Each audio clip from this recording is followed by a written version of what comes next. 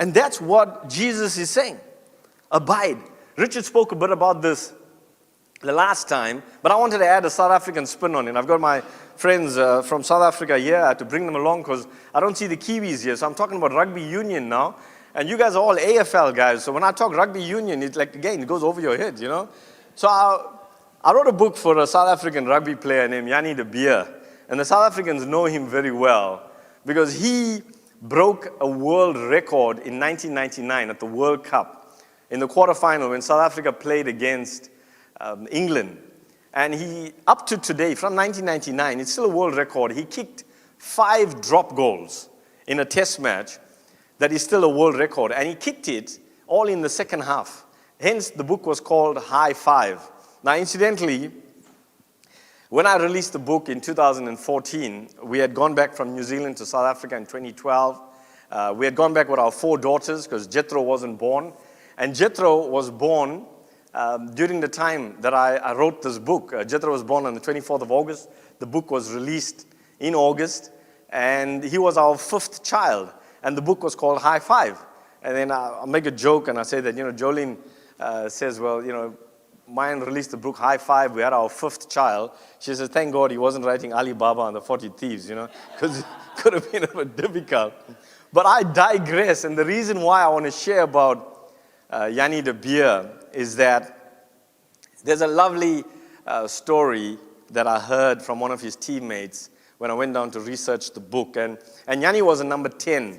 And if you follow rugby union, in most of the sports, you find that a lot of the success in the team comes from combinations. And in rugby union, one of the most important combinations is your 9 and 10.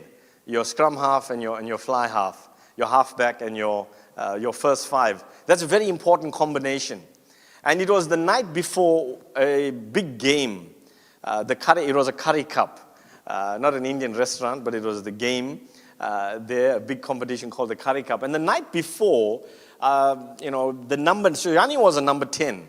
And the number 9 was a guy named Jimmy Powell. And I happened to meet Jimmy before I wrote the book. And Jimmy shared an interesting story. And he says, it was my debut game on the big scene. And I was nervous as can be.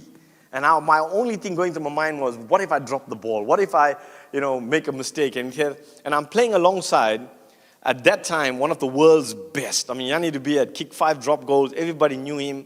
And he says, I'm so nervous now. I'm playing with Jannie. What if I throw a missed pass? And what if you do something silly? And then he says, Jannie walks past his hotel room. And he sees Jimmy. And he goes inside. And he says, Jimmy, what are you stressing about? And Jimmy says, Jannie, man, I'm my debut game. And you're the world's best number 10. And I'm just so afraid, man. And I said, what are you afraid of? He says, what if I throw a missed pass? What if I drop the ball? And Jimmy says, Jannie puts his hand on Jimmy, and he says this to Jimmy. He says, Jimmy, don't stress. Just throw the ball, and I'll catch it. And Jimmy realizes, you know what? I'm playing with the world's best number 10. Why am I stressing?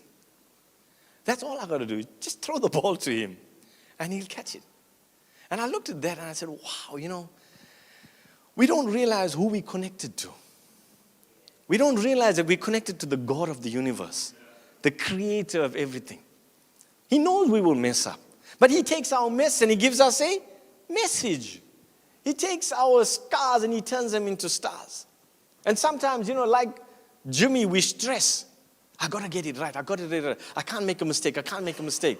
Not realizing who we attached to. Not realizing who we connected to. We're not just connected to a vine, but we're connected to the vine, the true vine.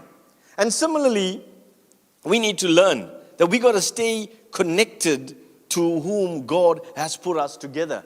And that's what the word abide means. It means to remain in union, not in league, in union, rugby union. Unbroken fellowship. But it also has another powerful significance. It says, stay. Don't leave. Don't leave.